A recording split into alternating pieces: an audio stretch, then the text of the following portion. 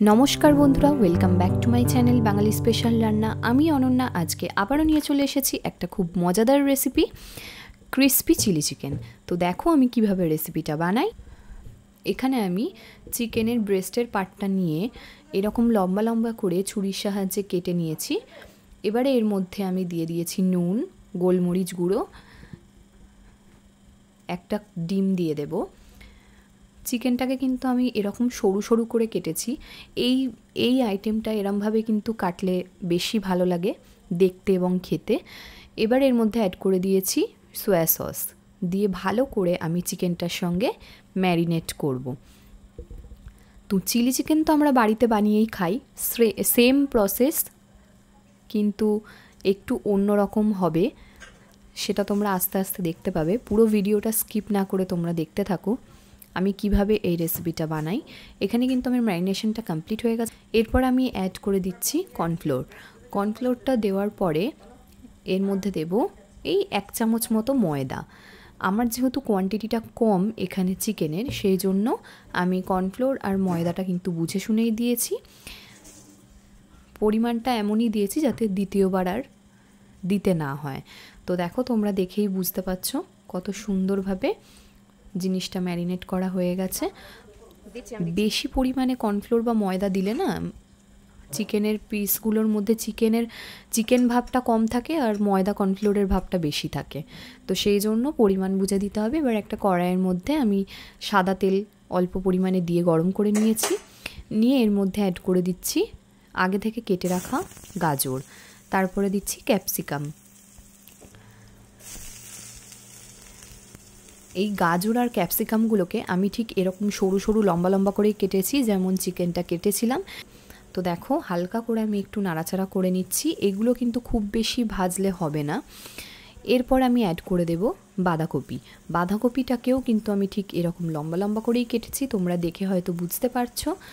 এবারে হালকা করে নাড়াচাড়া করে আমি কিন্তু নামিয়ে নেব।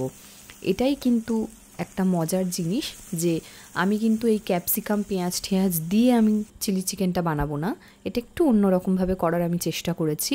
তো কথা বলার মাঝে দেখো অ্যাড করে দিয়েছি পরিমাণ মতো গোলমরিচ গুঁড়ো। গোলমরিচ গুঁড়োটা দিলে না ফ্লেভারটা খুব সুন্দর আসে, সেই জন্যেই দেওয়া। তো দেখো আমার কিন্তু হালকা করে ভাজা হয়ে গেছে। এবারে আমি একটু কিছুক্ষণের জন্য চাপা দিয়ে রেখে দেবো যাতে বাঁধাকপির পাতাগুলো একটু মজে যায়। তো দেখো আমার কিন্তু বাঁধাকপির পাতাগুলো মজে গেছে। এবারে আমি প্লেটের মধ্যে তুলে নেব।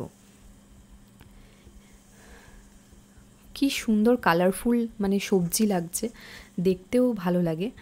আর এই রেসিপিটা আমি আমার মতো করে করার চেষ্টা করেছি। তোমাদের যদি ভালো লাগে তোমরা কিন্তু অবশ্যই লাইক শেয়ার কমেন্ট করতে ভুলো না। আর বাড়িতে অবশ্যই ট্রাই করে দেখবে, আশা করছি তোমাদের ভালো লাগবে। এখানে দেখো এই কড়াইয়ের মধ্যে আমি চিকেনটা যেটা আগে থেকে ম্যারিনেট করে রেখেছিলাম সেটা ফ্রাই করার জন্য সাদা তেল দিয়ে দিয়েছি। তেলটা গরম হয়ে যাওয়ার পরে চিকেনের পিসগুলোকে আমি ঠিক একটা একটা করে ছাড়ছি। তোমরা দেখে হয়তো বুঝতে পারছো, যাতে একসঙ্গে দিলে লেগে না যায়। যেহেতু এর মধ্যে কর্নফ্লোর আর ময়দা দেওয়া আছে, সেই জন্য কিন্তু একসঙ্গে যদি মনে করি যে দিয়ে দেবো তাহলে কিন্তু হবে না, সবগুলো জড়ো পেকে যাবে। তাই একটা একটা করে ছাড়তে হবে। আর একটু হালকা বাদামি কালার হলেই কিন্তু নামিয়ে নিতে হবে। এই যে ভাজাটা হবে এইটার কারণেই কিন্তু নামটা দেওয়া হয়েছে ক্রিসপি। এতটাই মচমচ করছিল, তোমরা যদি না মানে বাড়িতে বানিয়ে খাও তাহলে বুঝতে পারবে না ঠিক জিনিসটা কেমন হয়েছিল। তো দেখো আমার কিন্তু হালকা করে বাদামি করে ভাজা হয়ে গেছে। তো আমি প্লেটে তুলে নিয়েছি। এবার নেক্সট যেই চিকেনটুকুনি বাকি ছিল সেটা আমি এর মধ্যে একটা একটা করে ছেড়ে দিচ্ছি। এটা একটু সময় সাপেক্ষ, কিন্তু কিছু করার নেই। ভালো যদি রেসিপি খেতে হয় তাহলে একটু কষ্ট তো করতেই হবে। তো দেখো আমার কিন্তু বাদবাকি চিকেনগুলো দেওয়া কমপ্লিট হয়ে গেছে। তোমরা যারা আমাদের চ্যানেলে নতুন তারা কিন্তু অবশ্যই আমাদের বাঙালি স্পেশাল রান্না চ্যানেলটিকে সাবস্ক্রাইব করতে ভুলো না। আর মজার মজার রেসিপি সবার আগে ভিডিওটা পাওয়ার জন্য পাশে থাকা বেল আইকনটিতে কিন্তু ক্লিক করতে হবে। তো দেখো এই চিকেনগুলোও কিন্তু আমি সেম পদ্ধতিতে ভালো করে এপিট ওপিট করে নাড়াচাড়া করে নিচ্ছি। তো লালচে লালচে ভাজা হয়ে গেছে, এবারে কিন্তু আমি নামিয়ে নেব। এই রকমভাবে যদি মানে চিকেনের পিসগুলোকে ভেজে খাওয়া যায় তাহলেও কিন্তু মন্দ লাগে না, যদি একটু সাইডে সস থাকে। এবারে ওই একটু কড়াই থেকে তেলটা নামিয়ে নিয়ে অল্প একটু তেল আমি রেখে দিয়েছিলাম, ওর মধ্যে অ্যাড করে দিয়েছি রসুন কুচোনো, তারপরে একটু নাড়াচাড়া করে অ্যাড করে দিলাম পেঁয়াজ কুচি। এবারে হালকা করে ভেজে নেব। খুব এই ডিশগুলোতে না খুব বেশি মানে পেঁয়াজ বলো ক্যাপসিকাম বলো এগুলোকে কিন্তু ভাজা চলে না, তাহলে কিন্তু খেতে ভালো লাগবে না। ওই কচকচে ব্যাপারটা থাকলে তবেই কিন্তু খেতে সুন্দর হয়। তো আমার কিন্তু পেঁয়াজটা অলমোস্ট ভাজা কমপ্লিট। এবারে আমি এর মধ্যে দিয়ে দেবো 1.5 বাটি পরিমাণ জল। আমি পরে এখানে 1 বাটি দিয়েছি, আবার একটু আমার মনে হয়েছিল পরে একটু জল অ্যাড করব, সেই জন্য আমি পরে আবার একটু জল দিয়ে দিয়েছি। এরপরে এর মধ্যে অ্যাড করে দেব টমেটো সস। আমি কিন্তু এখানে কিষানের টমেটো সস দিয়েছি, সয়া সস, একটা চিলি চিকেন করতে মোটামুটি যা যা লাগে আমি কিন্তু এখানে সেইগুলোই অ্যাড করেছি। এবার দিয়ে দেব red chilli sauce. Red chilli সসটা একটু বেশি দিয়েছি, যেহেতু চিলি চিকেন তো ঝাল তো হবেই, মিষ্টি ভাবটা যেন কমই থাকে, ঝাল ভাবটাই একটু বেশি রাখতে হবে। তো দেখো আমার কিন্তু সসগুলো দেওয়া কমপ্লিট হয়ে গেছে।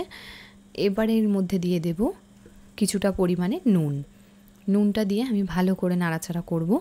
ও এখানে আমি একটা ভিডিও ক্লিপ হয়তো আমার নেওয়া হয়নি, সেটা হচ্ছে আমি এখানে কিন্তু একটু ভিনিগারও অ্যাড করেছিলাম, সেটা কোনো কারণে আমি হয়তো দেখাতে পারিনি।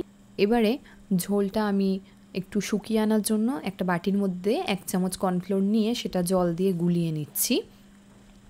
দিয়ে এবার কর্নফ্লোরটা আমি এর মধ্যে অ্যাড করে দেব, যাতে একটু গ্রেভি ভাবটা চলে আসে। তবে এতটা ঝোল কিন্তু মোটেও রাখা যাবে না, একদম শুকনো শুকনো হবে। এরপরে কিন্তু আমি ভেজে রাখা চিকেনগুলোকে এর মধ্যে অ্যাড করে দিয়েছি, দিয়ে ভালো করে আমি নাড়াচাড়া করে নিচ্ছি। আর এই গ্রেভিটা কিন্তু একদম শুকোতে হবে, ভালো করে ফুটতে দিয়ে দিয়েছি। এরপরে অ্যাড করে দিচ্ছি 4টে কাঁচা লঙ্কা, আমি ঠিক এরকমভাবে কেটে নিয়েছি। তোমরা কিন্তু ঝাল খুব বুঝে শুনে দেবে, তবে আমার মনে হয় এই চিলি চিকেন যেহেতু সেই জন্য ঝালটা একটু বেশিই দিতে হয়।